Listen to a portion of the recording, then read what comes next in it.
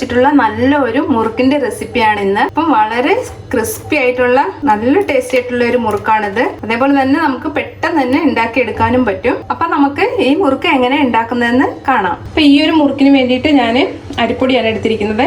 ഇത് ഇടിയപ്പത്തിന്റെ പൊടിയാണ്. ഇതൊരു 1/4 കപ്പോളം അരിപ്പൊടി എടുത്തിട്ടുണ്ട്. പിന്നെ ഞാൻ എടുത്തിരിക്കുന്നത് പൊട്ടുകടലയാണ്. ഇപ്പോൾ പൊട്ടുകടല ഒരു 1/4 കപ്പ് പൊട്ടുകടല ഉണ്ടാവും. ഇപ്പോൾ 1 കപ്പ് അരിപ്പൊടി ആണെങ്കിൽ ഒരു 1/4 കപ്പോളം പൊട്ടുകടല എടുത്താൽ മതിയാകും. അപ്പൊ ആദ്യം നമുക്ക് ഈ പൊട്ടുകടല നന്നായിട്ടൊന്ന് പൊടിച്ചെടുക്കാം. അപ്പൊ ഞാനിത് മിക്സി ജാറിൽ ഇട്ടിട്ട് നന്നായിട്ടൊന്ന് പൊടിച്ചെടുത്തിട്ട് വരാം. നല്ലതുപോലെ പൊടിയണം. അപ്പൊ പൊട്ടുകടല നന്നായിട്ട് പൊടിച്ചെടുത്തിട്ടുണ്ട്. അത് നമുക്ക് ഒരു അരിപ്പയിലേക്ക് ഇട്ട് കൊടുക്കാം. അപ്പൊ നന്നായിട്ട് ഇത് അരിച്ചെടുക്കണം.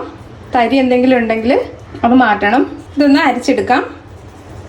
അപ്പൊ ഞാൻ കടല പൊടിച്ചത് നന്നായിട്ട് അരിച്ചെടുത്തിട്ടുണ്ട്. നമ്മൾ എത്ര കണ്ട് പൊടിച്ചാലും ഇതിൽ ചെറുതായിട്ട് തരികൾ ഉണ്ടാവും. അപ്പൊ ഇത് നമുക്ക് യൂസ് ചെയ്യേണ്ട. അപ്പൊ ഈ അരിപ്പൊടിയും ഇതോടൊപ്പം തന്നെ നമുക്കൊന്ന് അരിച്ചെടുക്കാം. അപ്പൊ ഇത് രണ്ടും കൂടി നമുക്കൊന്ന് മിക്സ് ചെയ്യാം. അപ്പൊ പൊട്ടുകടല നന്നായിട്ട് പൊടിഞ്ഞില്ലെങ്കിൽ നമ്മൾ മുറുക്ക് ഇങ്ങനെ പിഴിഞ്ഞ് വരുമ്പോൾ അത് പൊട്ടിപ്പോകാൻ ചാൻസ് ഉണ്ട്. അതുകൊണ്ടാണ് നന്നായിട്ട് പൊടിച്ച് അരിച്ചെടുക്കാൻ പറയുന്നത്. ഇനി നമുക്കിതിലേക്ക് ആവശ്യത്തിനുള്ള ഉപ്പിട്ട് കൊടുക്കാം. ഇനി ഞാൻ ഇതിലേക്ക് ചേർത്ത് കൊടുക്കുന്നത് എള്ളാണ്, കറുത്ത എള്ള്. ഇപ്പൊ എള്ള് നിങ്ങളുടെ കയ്യിലില്ലെങ്കിൽ ഇതിന് പകരം ജീരകം ചേർത്ത് കൊടുത്താൽ മതിയാകും. അപ്പൊ അയമോദകം ഉണ്ടെങ്കിൽ അയമോദകം ഇട്ട് കൊടുക്കുന്നത് നല്ലൊരു ടേസ്റ്റ് ആണ് ഈ മുറുക്കിന്. ഒന്ന് മിക്സ് ചെയ്തെടുക്കാം. ഇനി ഞാൻ ഇതിലേക്ക് ചേർത്ത് കൊടുക്കുന്നത് ഉരുക്കിയ ബട്ടറാണ്. ഇതൊരു 1.5 ടീസ്പൂൺ ബട്ടർ ഉണ്ടാവും. ഇപ്പൊ ഈ ബട്ടറിന് പകരം നിങ്ങൾക്ക് വെജിറ്റബിൾ ഓയിൽ ഏത് വേണമെങ്കിലും ഇതിലേക്ക് ഒഴിച്ചു കൊടുക്കാം. ഇപ്പൊ വെജിറ്റബിൾ ഓയിൽ ആണെങ്കിലും ബട്ടർ ആണെങ്കിലും അളവ് കൂടരുത്. ഒരു കപ്പിന് ഒരു 1.5 ടീസ്പൂൺ അല്ലെങ്കിൽ 2 ടീസ്പൂൺ അതിന് മേലെ ബട്ടറോ എണ്ണയോ ചേർത്ത് കൊടുക്കരുത്. ഇനി ഇതെല്ലാം കൂടെ നമുക്ക് നന്നായിട്ടൊന്ന് കുഴച്ചെടുക്കാം. ഇപ്പോൾ കുറേശ്ശെ വെള്ളം ഒഴിച്ച് വേണം മാവ് കുഴച്ചെടുക്കാൻ. അപ്പോൾ നമ്മൾ ഇടിയപ്പത്തിനൊക്കെ കുഴയ്ക്കുന്ന ആ ഒരു പാകത്തിന് കുഴച്ചെടുക്കുക. ഒരുപാടങ്ങ് കട്ടിയാവരുത്, ഒരുപാടങ്ങ് ലൂസ് ആവാത്ത രീതിയിൽ മാവ് കുഴച്ചെടുക്കുക. അപ്പോൾ മാവ് നല്ല സോഫ്റ്റ് ആയിട്ട് ഞാൻ കുഴച്ചെടുത്തിട്ടുണ്ട്. ഈ ഒരു പാകത്തിന് നമ്മൾ ഇടിയപ്പത്തിനൊക്കെ കുഴക്കുന്നതിനെക്കാട്ടിലും ഒരു സ്വല്പം കൂടെ ഒരു ലൂസിൽ വേണം കുഴച്ചെടുക്കാനൊക്കെ ഉണ്ട്. അപ്പോൾ ഈ മുറുക്ക് പിഴിയുന്ന അച്ചിൽ നമുക്ക് കുറച്ച് എണ്ണയൊന്ന് തേച്ച് കൊടുക്കാം. എണ്ണയാണെങ്കിലും ബട്ടർ ആണെങ്കിലും മതി. അതേപോലെ തന്നെ ഈ അച്ചിലും ഒന്ന് എണ്ണ തേച്ച് കൊടുക്കാം. ഇതിപ്പോൾ ഞാൻ 1 ഹോൾസുള്ള അച്ചാണ് എടുത്തിരിക്കുന്നത്. നിങ്ങൾക്ക് 3 ഹോൾസുള്ള അച്ച് വേണമെങ്കിൽ ഇതിലേക്ക് യൂസ് ചെയ്യാം. അപ്പം ഞാൻ സ്റ്റാറിൻ്റെ അച്ചാണ് ഇതിലേക്ക് ഇട്ട് കൊടുത്തിരിക്കുന്നത്. ഇപ്പം മാവ് നമുക്ക് ഇതിലേക്ക് ഫില്ല് ചെയ്ത് കൊടുക്കാം.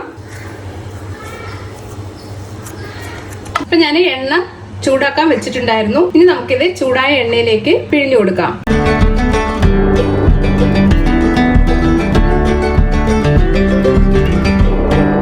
അപ്പം ഇങ്ങനെ വട്ടത്തിലൊന്ന് ചുറ്റിച്ചു കൊടുത്താൽ മതിയാകും. ഉടനെ തന്നെ തിരിച്ചിടുകയും ചെയ്യരുത്. ഇപ്പം അതെല്ലാം അടങ്ങിയതിന് ശേഷം ഇത് തിരിച്ചിട്ട് കൊടുക്കുക.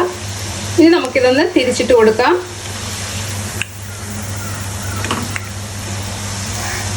അപ്പോൾ തീ വന്നിട്ട് ഒരു മീഡിയം ഫ്ലെയിമിൽ വെച്ച് കൊടുത്താൽ മതി. അപ്പോൾ 2 സൈഡും തിരിച്ചു മറിച്ചിട്ട് ഇതൊന്ന് വറുത്തെടുക്കാം. ഒരുപാടങ്ങ് മൂത്ത് പോകണ്ട. ഒരു ലൈറ്റ് ബ്രൗൺ കളർ ആകുമ്പോൾ നമുക്കിത് എണ്ണയിൽ നിന്ന് കോരാം. അപ്പോൾ ഈ ഒരു കളർ ആകുമ്പോൾ നമുക്കിത് എണ്ണയിൽ നിന്ന് മാറ്റാം. അപ്പോൾ ഇതുപോലെ തന്നെ ബാക്കിയുള്ള മുറുക്കും നമുക്കൊന്ന് പിഴിഞ്ഞെടുക്കാം. അപ്പൊ നമ്മളുടെ മുറുക്കെല്ലാം റെഡി ആയിട്ടുണ്ട്. ഇതിപ്പം വട്ടത്തിൽ നിങ്ങൾ പിഴിഞ്ഞു കൊടുത്തിട്ട് ഒടിച്ചെടുത്താലും മതി. ഇല്ലെങ്കിൽ ചെറിയ വട്ടത്തിൽ പിഴിഞ്ഞിട്ട് അങ്ങനെ വേണമെങ്കിൽ ഇത് എടുക്കാം. അപ്പൊ വളരെ ഈസി ആയിട്ട് ഉണ്ടാക്കിയെടുക്കാൻ പറ്റുന്ന നല്ലൊരു മുറുക്കിന്റെ റെസിപ്പിയാണിത്. നിങ്ങൾ ഇതൊന്ന് ട്രൈ ചെയ്യുക. അപ്പൊ ഈ റെസിപ്പി ഇഷ്ടമായിട്ടുണ്ടെങ്കിൽ ഒന്ന് ലൈക്ക് ചെയ്യാനും ഷെയർ ചെയ്യാനും സബ്സ്ക്രൈബ് ചെയ്യാനും മറക്കല്ലേ. താങ്ക്